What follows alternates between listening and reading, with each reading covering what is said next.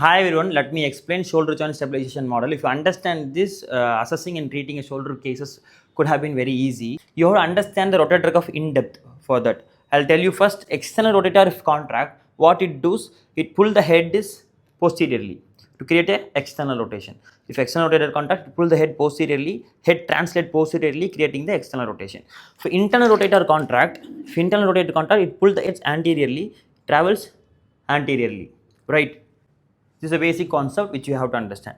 Now consider you are doing some flexion exercise or some pushing exercise. For that, if you are going to elevate or doing pushing movements, your flexors will contract. Your all the flexors attaching anterior to the head of humerus. It pulls the head of humerus anteriorly.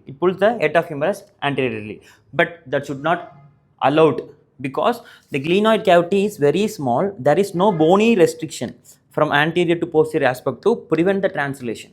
It should not translate anteriorly. If it is translate, it can damage some structure over the shoulder. So it should not translate anteriorly. Then which muscle has to translate posteriorly effectively? As we know, external rotator, infraspinatus and supraspinatus pulls the head posteriorly to maintain the head over there. So as much ever pushing movement, as much ever forward movement or flexion movement which you produce with your shoulder, the similar amount of force will produced by the external rotator to centralize the head. In the same way, you're doing some pulling movements or extension, it pulls the head posteriorly. To prevent posterior translation, your subscapularis internal rotator work effectively to pull anteriorly. So to maintain the head in the same position, your as much as you put, for example, you are performing a 20 kg pulling or extending exercise, the same 20 kg force has to be produced by the subscapularis to maintain the head into neutral. The same way, when you elevate the shoulder, think you are elevating the shoulder, your supraspinatus and deltoid are elevating your shoulder majorly in when you perform abduction. Okay, so when you elevate the arm, your head will pull upward.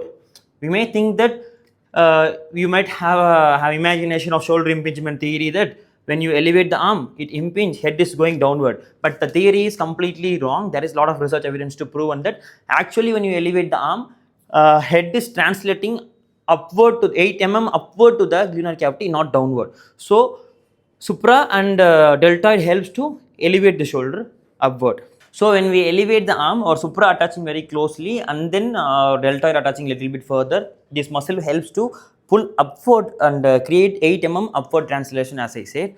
So to prevent upward translation, all the rotator cuff muscle works together to pull the head of humerus towards the glenoid cavity to maintain the stability. So when you elevate the arm, all the rotator cuff works together. That's why lateral raise or any elevation exercise, best exercise for rotator cuff as well.